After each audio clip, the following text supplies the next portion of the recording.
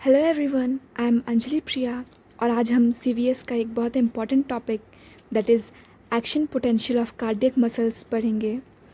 इसमें हम उसके आयनिक बेसिस पे देखेंगे कि एक्शन पोटेंशियल कैसे जनरेट हो रहा है और किस स्टेज में किसका इनफ्लक्स और किसका आउटफ्लक्स हो रहा है।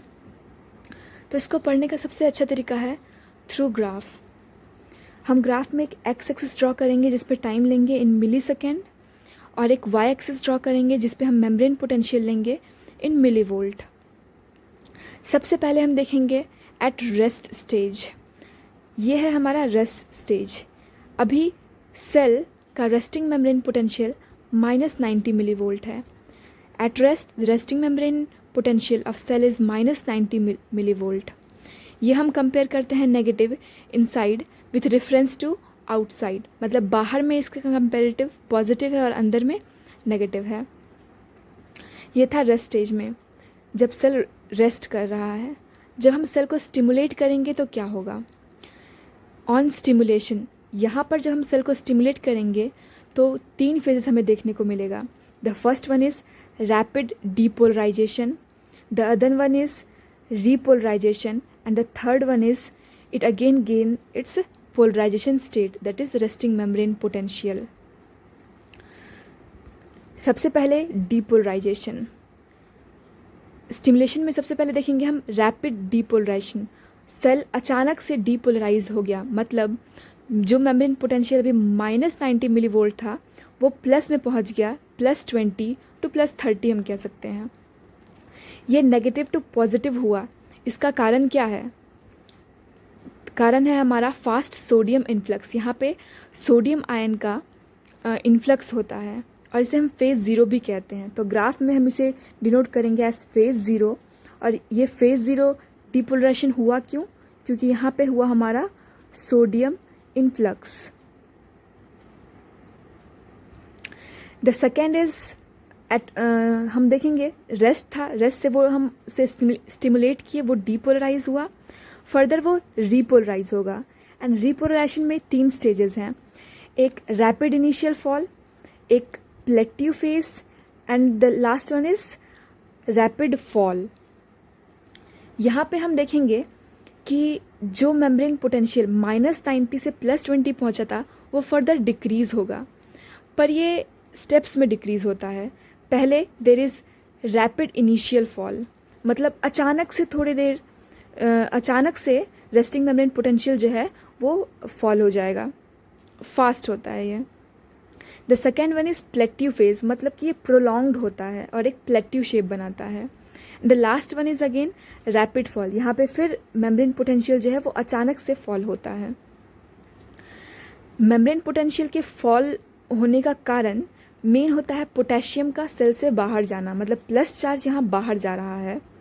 दो phase 1 is rapid initial fall. This is phase 1 rapid initial fall, and it is due to potassium outflux.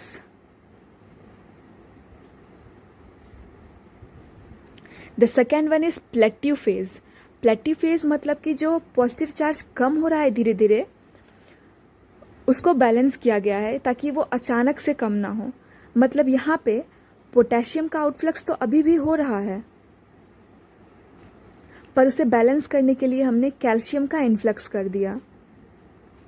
मतलब जो पोटेशियम आउट हो रहा था सेल से बाहर जा रहा था कि पॉजिटिव चार्ज कम हो उसका, तो हमने वहाँ पे कुछ कैल्शियम, यानी कैल्शियम +2 होता है, उस पॉजिटिव चार्ज को सेल के अंदर लेते आया ताकि जो ये फॉल है वो धीरे धीरे हो। और इसी को हमने कहा प्लेट्यू फेज।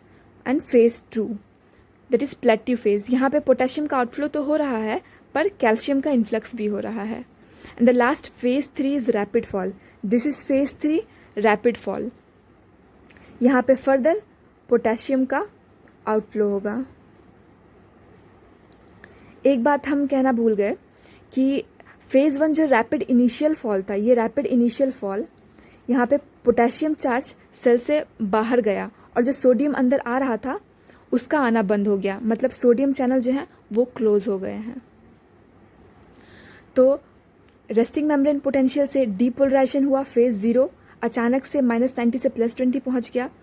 फिर वो रीपोलराइज होगा 3 स्टेजेस में, इनिशियल रैपिड फॉल, जहाँ पे प्लस चार्ज कम हो रहा है, क्यों? क्योंकि जो पोटेशियम था वो सेल से बाहर जाने लगा और जो सोडियम अंदर आ रहे थे वो चैनल भी क्लोज कर दिए गए हैं। सेकेंड इज़ प्लेटिव फेज, मतलब प्लस चार्ज कम तो हो रहा है पर ज़्यादा टाइम ले रहा है, प्रोलॉन्ग स्टेज, क्योंकि पोटेशियम आउटफ्लो अभी भी हो रहा है पर उसको बैलेंस कर दिया गया है कैल्शियम इन्फ्लक्स के साथ। The third one is again rapid fall, जहाँ पे फिर से पोटेशियम का आउटफ्लो हो गया। And the last one is rapid last one is polarisation state, that is resting phase.